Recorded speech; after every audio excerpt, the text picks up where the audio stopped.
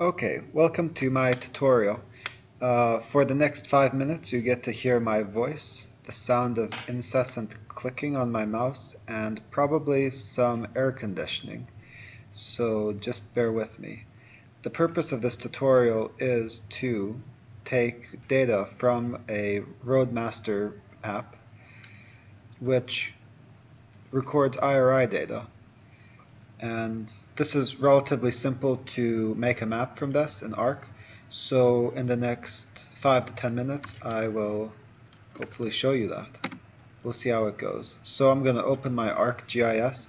I have 10.3.1, but anything from probably 10.1 will have similar features. So I'm assuming this user watching this video has no knowledge of ArcGIS.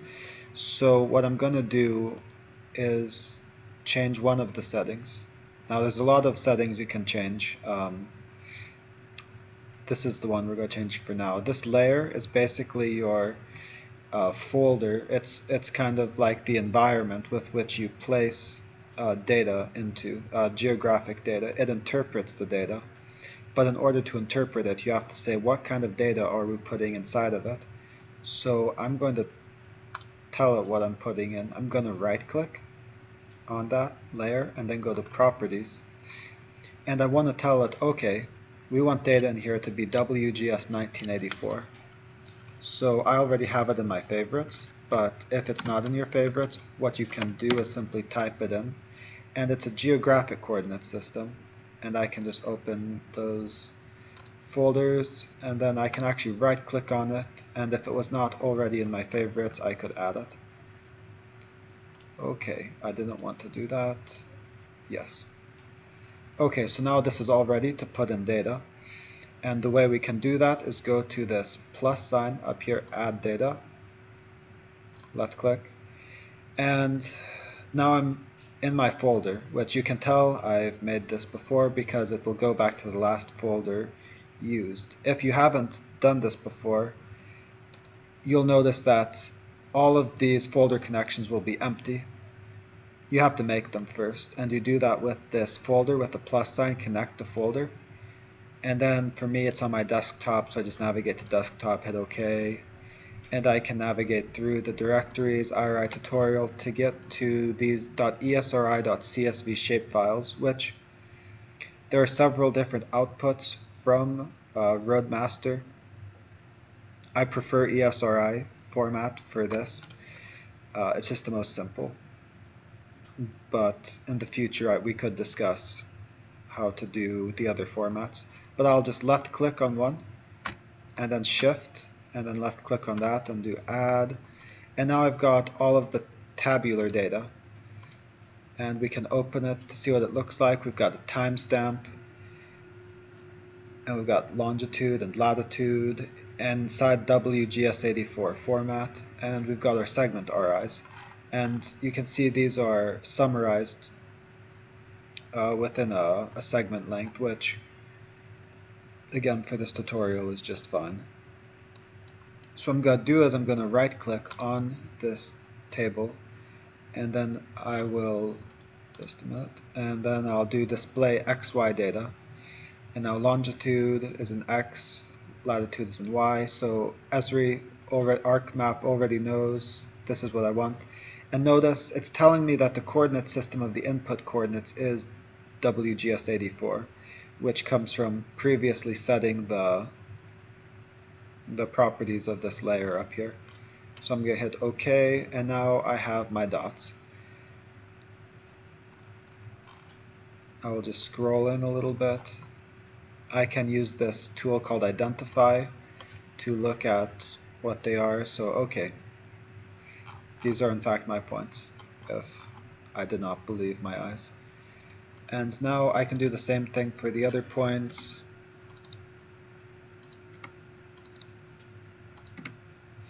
And now notice I have four different of these events in here, and these are not shapefiles. Shapefiles are external containers. These are some kind of temporary file inside of the program, and we can notice that some of these are in fact overlapping on each other because the data was collected over different times. So here's some red dots and here's some green dots. This is from movie theater to home, and this is from North Dakota to home. So they're all sitting on top of each other, which is what we want. And now what I can do is I'm going to have to join these to some kind of line file. And fortunately I have a line file, and I will add that later. But before we do that, I'm getting ahead of myself. I'm going to want to merge all of these into a single event file. So I'm going to go to geoprocessing, go down to the merge tool, and then I'm going to take those different events and see how long this takes. 2, 3, 4. And now it's going to go to this geodatabase. A geodatabase is basically just a special folder with which you can put geospatial data inside of. And for this merge, I believe I have to export into a geodatabase, which I'm just going to use it at default. And I'm not going to explain that anymore at this point. But the field map is telling me that it understands that time, long, and lat are all shared by the 4 different files, so those were all merged together. But segment RI, for some reason, it wants to tell me that each of the individual files will have their own column. You know, think of an Excel spreadsheet. This will be one column, this will be another, third, or fourth. I only want one, so I'm going to go over here and go to this X and delete the other 3. And now we are going to get them all into the same file, and this is what we want. So now I'll just wait for the geoprocessing to finish, and it should be fairly fast, and there we go. I'm going to turn off those events. In fact, I can just remove those. I don't need them anymore. And now I look and see, okay, I have a single shapefile, which is what we need. Now, at this point, we can bring in our city data, our road segment center lines, and I put those in. Okay, here we go. This is for the whole state of Iowa, and it's in GCS 83. But this is fine because ARC understands the coordinate system I'm working with now, and it knows the projection geographic coordinate system of this file I'm bringing in, so it will automatically do the transformation for me. So I will just close that, and it will take some time to generate because this is a rather large file. It is taking some time to even load the tabular data, so it's almost 500,000 lines, and if I zoomed out from this point, you could see the whole state of Iowa. What I'm going to do is only select these segments that are on places where we've driven over. In order to do that, I'm going to first create a buffer, and this will make a kind of bubbles around the points that I made. I'm going to make those bubbles to be 80 feet, and I'm going to have them dissolve, and then I'm going to hit OK. And this could be a time-consuming step if there are a lot of points. For me, I only have about 500. Let's see this. Okay, so now it's drawing. The graphics on this can sometimes take some time. Okay, so that's 2,500, so a relatively small data set. So that buffer only took about 5 seconds, and it will increase substantially.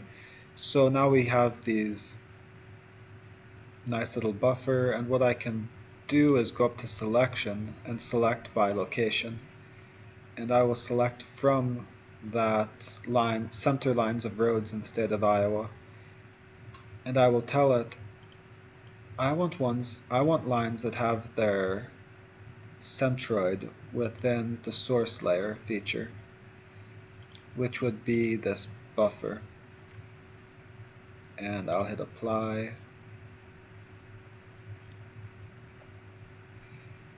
And like I said, this can sometimes be a time-consuming step, but now we can see we've selected some lines, and it's going to take a little while to load, but I'll just zoom out a little bit just to show you a little bit more about what I've just selected, and do some maybe some QA/QC on the results.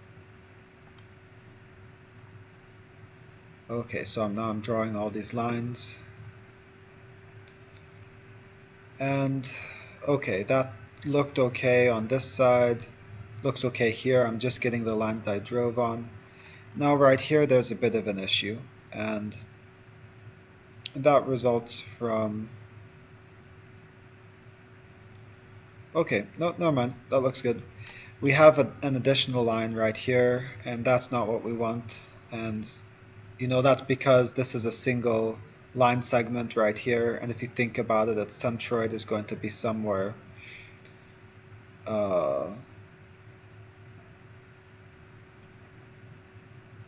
I'm just blanking right now. Anyway, it's selecting it, and that's not desirable, and I could come up with a more sophisticated way to get rid of those. Frankly, at this point I don't care. So I'm going to go and I'm going to export this subset that I selected, which is very simple. I can just go to that line file, Surface 2014, right click on it, go down to data and left click export data, and I will export the selected features, and I'll use the same coordinates as the source.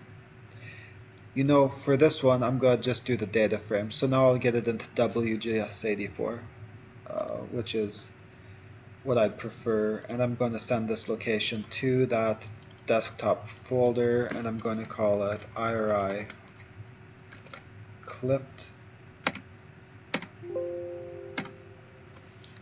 And now I'm going to turn off my Surface 2014, and now we can see that loads really much faster. I can turn off my points and we get the lines, and that doesn't look too bad. Okay, how are we looking for time? Okay, 12 minutes. This is a much longer video than I was hoping for. One more step. Right click on that line file that we just created. I can remove this, I don't need it. I'll right click on this line file I created and then do join. And what I'm going to do is join these points to my line. And I'm going to do it based on spatial location. I'm going to do the line that's closest, and I want an average. Okay, and now I'm going to set the output of that to be IRI joined clipped. Okay, and because our data set's pretty small, that'll go relatively fast. And now I have a new set of lines, and I can right click, open the attribute table, and I can look at the tabular form of the data and scroll to the right, and these are 4 fields that were not there previously, and these are all the average fields, and I'm really only interested in average segments, and now I have an average segment value for each of those, and now I'm going to want to display it. So the way I do that is I right click on that IRI and go to Properties. I'm going to go to Symbology up here, the Symbology tab, and then I'm going to go down to Quantities, Graduated Colors, and I want to categorize based on that average segment, IRI. And now a field can only have, I believe, 10 characters in ArcGIS, so it should say average segment RI. It just abbreviated it to segment. So I'm going to select that, and now it has natural breaks 5, and I'm happy with that. You can get into some of the details about making it manual intervals or equal intervals, but I don't have a problem with natural breaks. The numbers are a little strange. If you wanted to clean it up, you can make the range more of an even number, like make it 0 to 1.2. You can format the labels so that maybe only 2 decimal places are showing. Makes it look a little bit nicer.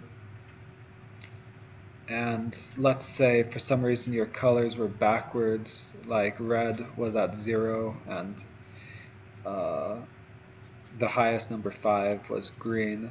You could just left click up here on symbols and do flip colors.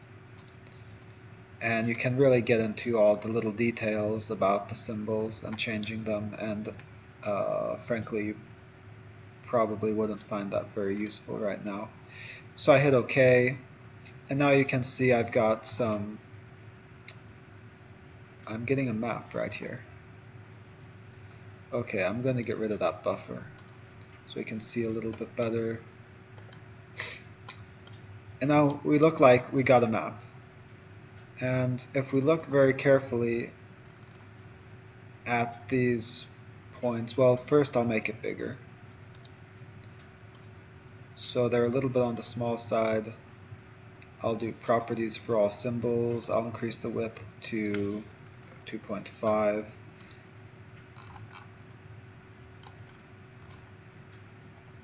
And now you notice that some of these lines kind of merge into one another, and you notice they scale actually as I zoom in, but they're actually rounded ends, which from a cartographical standpoint is not desirable.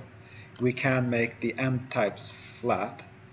If we go and I right click on that segment I'm looking at and I go to properties,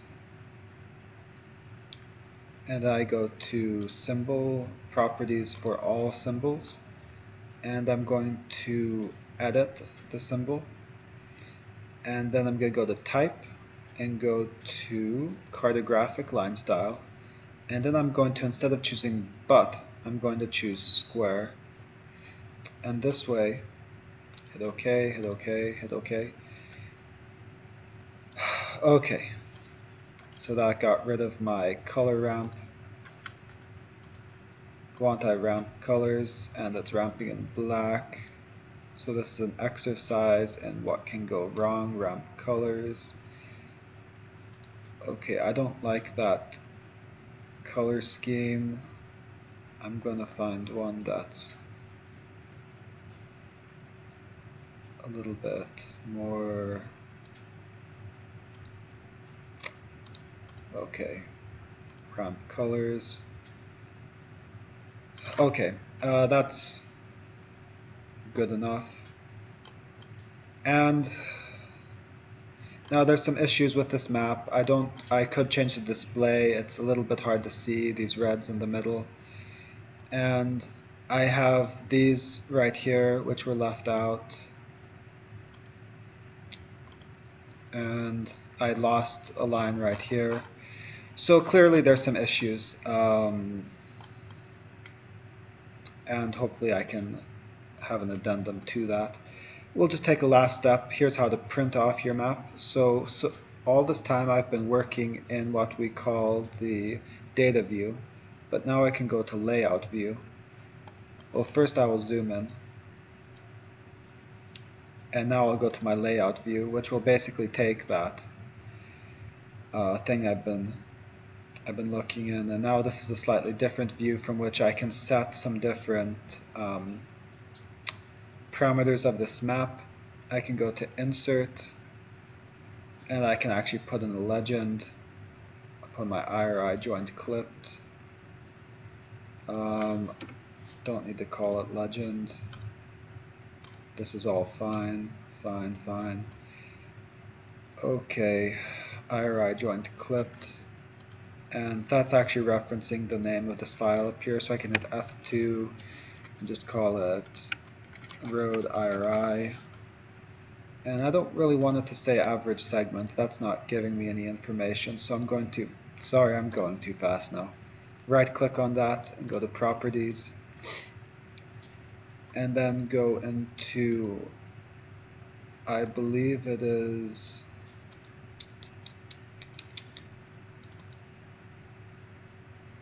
okay, items, and then double click on that, and I'm gonna want the color and show headings. I believe I don't want my headings. Just apply that, and that was correct. Go place that down here. I don't really like this border around my data frame, which was inserted, and this data frame came automatically. We can actually add our own data frames. It automatically came with it. Right here, insert data frame. I could put it like, if I wanted to put like a map inside of our map by going to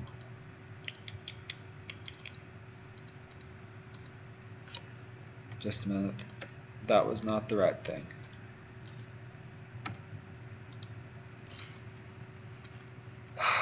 These things always happen, and I'm not going back. I've made too many of these videos to stop now. I'm going to actually add a base map, and do this with caution because these rasters are rather large, and even though they will be compressed to a large degree, which reduces their size, once you add it, it's going to be a pain. As you can see, it's still loading.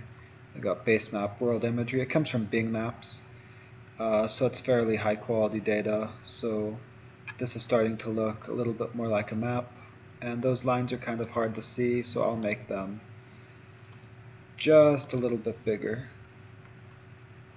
Okay, so this is what you don't want to do. You don't want to change the style by clicking on here, because that will change the individual category. I'm actually gonna get inside there, right click on it, and do properties for all symbols, and I'll make it 3.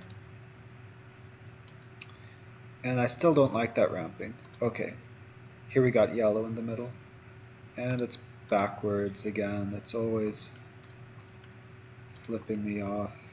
Okay, so that's starting to look a little bit more like IRI.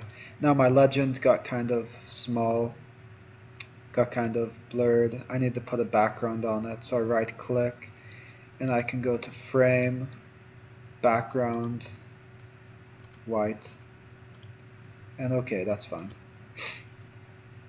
Now what else I can do is I can add a title, aims, IRI, map, and then move that into roughly the right place. And you know, people are making maps always telling you, okay, put in that north arrow, so I'll just put in the number 2, and we'll stick it down here somewhere. And this isn't going to be that pretty, but I'll insert a scale bar. We'll just take this one for no particular reason. So now I can see the scale of this map. And now you're going to want to print it, and you can go to File, Export Map, and typically you're going to want to do it in 300 dpi, and I kind of like PDF format. I'll put it here in the IRI tutorial, call it aims IRI. And this should be the finished product that we are looking for. Resolution of the base map is pretty grainy. There's some white space issues. This is not professional, but it gets the idea. And that will be all for this video. I will have further information in others. Thanks.